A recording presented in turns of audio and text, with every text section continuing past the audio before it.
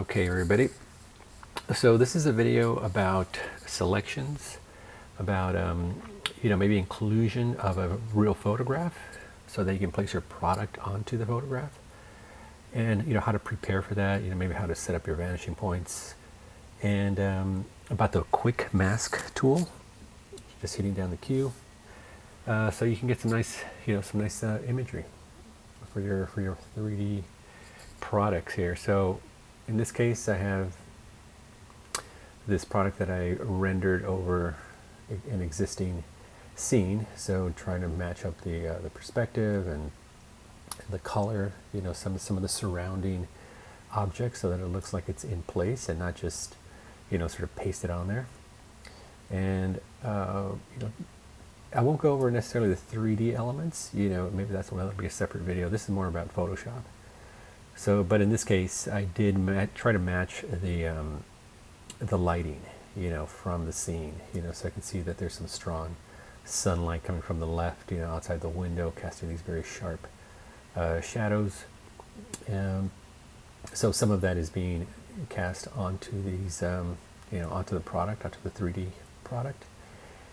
So a strong high spotlight was set there, along with maybe just some dummy 3D objects. So it's a simple cylinder or simple cube will do, just to create some shadows on the product that kind of simulate. And all you just need is just a few things, and your eye will just kind of complete the rest.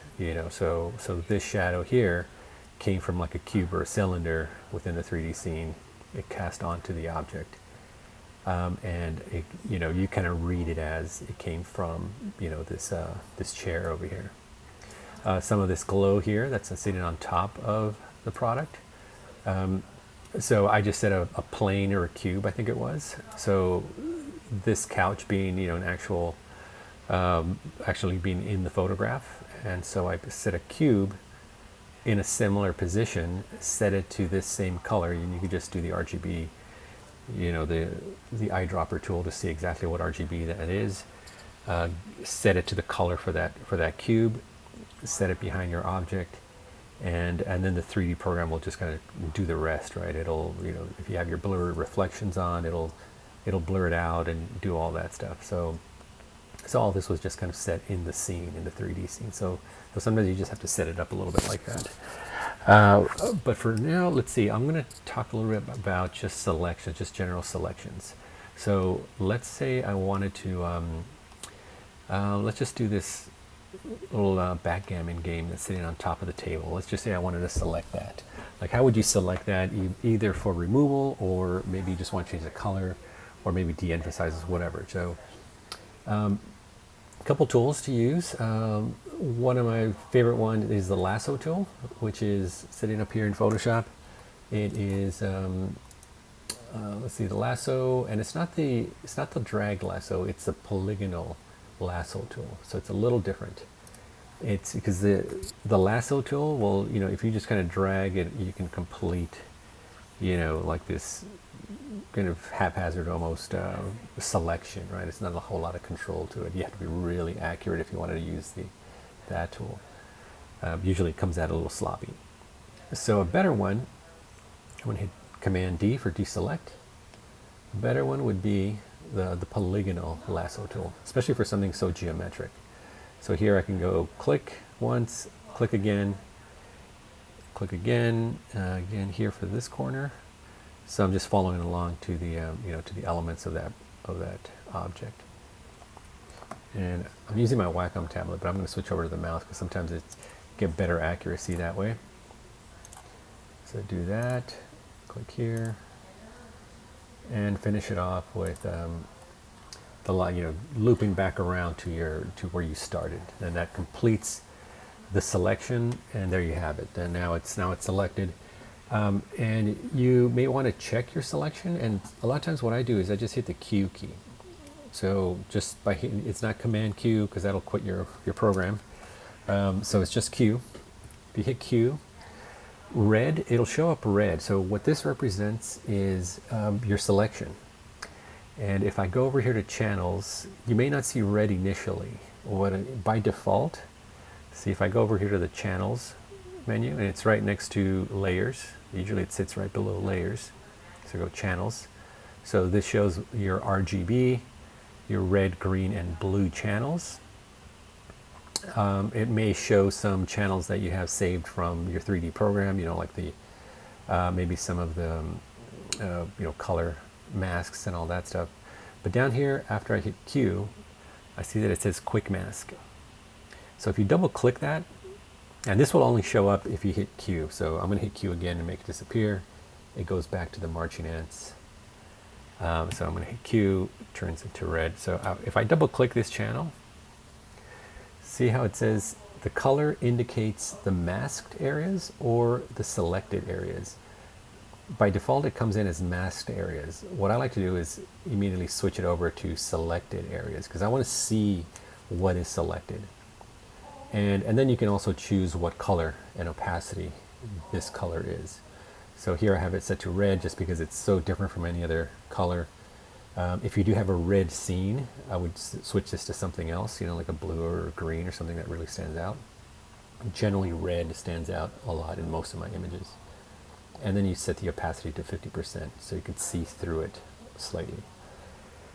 Okay, so if I hit OK, so the color indicates the masked area. So what can I do with this now? So one of the best advantages of using QuickMask is that you can fine tune what's being masked. So here, like I can see, there's a little bit of the color. I'm going to bring my brush size a little bit lower.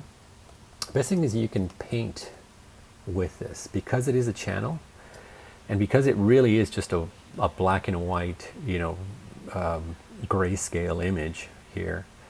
When I turn on my RGB, it just turns red. Because it's a grayscale image, you can paint right on it. I'm going to undo that. So if you grab your brush, and let's say I'm going to go to my brush tools, turn on my texture, actually not my texture, my transfer. I'm going to try my transfer. I have it set to pen pressure, and maybe turn the opacity down to, let's say, 50%, the brush opacity. I'm going to increase the brush size, and literally you can just paint a selection. So you can just go in and paint in a selection that you may want to, let's say a color you want to change or something. And when you hit Q again, this area is selected. So you can see that the marching ants can only show, either marching on or marching off, kind of like this kind of just shows, like, I guess the 50% of this channel, of the QuickMask channel. But in actuality, it's really blurred. So even though it may look like it has a strong border, the selection, in actuality, it's a very soft border. Okay, so you can just paint in a selection really easily without, something like that would be impossible with, any of these just basic selection tools, the Polygonal Lasso or the rectangular marquee, all of that stuff. So you can really set a softness to this brush and just kind of just softly paint in an area, make your brush smaller, maybe, you maybe want to emphasize a certain area. So now what you're seeing here is my selection, and let's say I want to do let's say a levels to this. Go back up here to my image. Command L. Cancel that. I'm going to go to the image for it to be affected. So yeah, so everything that I have selected, and I'm going to hide. I'm going to hit Command H to hide the selection. Sometimes you have to hit it a couple times so that if the grids are on, the first one will hide the grid, and then you hide the selection after that. So you might have to hit Command H a couple times. So I'm just turning up the levels and turning down the levels just so you can see what how the selection is affecting the image. See how that's got that blurry selection that I had painted in. I'm going to hit cancel on that. I'll go back to Q and erase this out. So now I hit E for the erase tool. So I'm going to erase this out. maybe make it just a little bit bigger so for sure I select or get everything. All right, so this is a good way to either, bring in a few things that you may have missed, or maybe blur out the selection possibly. Maybe you want to paint in a little bit down here to catch a little bit of this shadow on the backgammon game. Looks like I missed a slight little bit of a corner, so I'm going to bring my, if you hit the brackets tool, you can increase and decrease the size of your brush. So I can paint this in to include just that little tiny corner I missed. And most filters also work with this, with this selection, because it is a channel. You can go up and say filter, and maybe you want to blur out your selection slightly. So maybe you don't want the selection to be so sharp. You can go in and just blur it. So you can either hit the blur, which is a set blur. Also, blur more is a set tool, blur. Usually I hit Gaussian blur because it comes up with this small interface, and you can zoom into an area, let's say a corner, and it gives you a preview of how much it's going to blur. So you can really blur it. And this radius here represents the pixel size. So I'm blurring it by 1 pixel, 1 full pixel. So it's a radius, or a 1 pixel radius around that edge.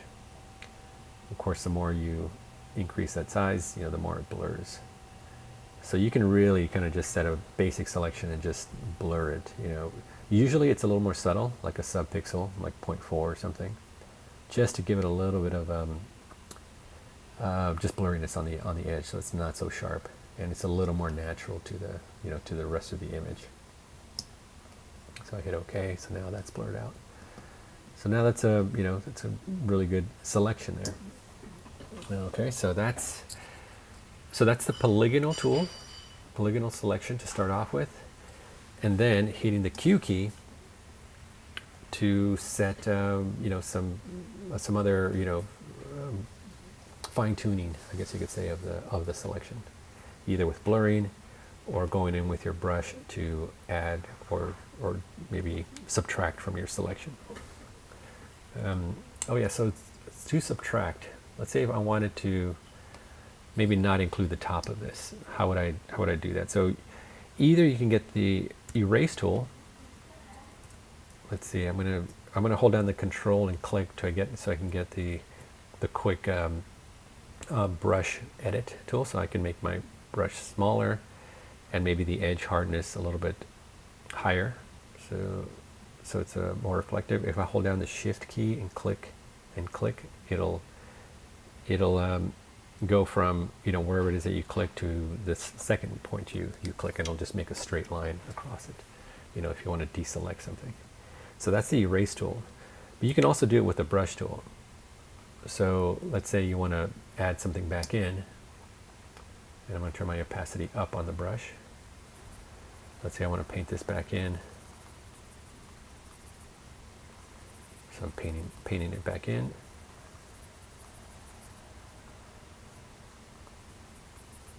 Okay. But if I wanted to paint something back out, I can hit the X key, and it would, if you see over here on the left where you have your color selection, right now I'm painting with black. You can also paint with white, and it kind of, basically it's like effectively like the erase tool. You're just removing that color. Okay. So there you go. So that's a couple of quick QuickMask tips.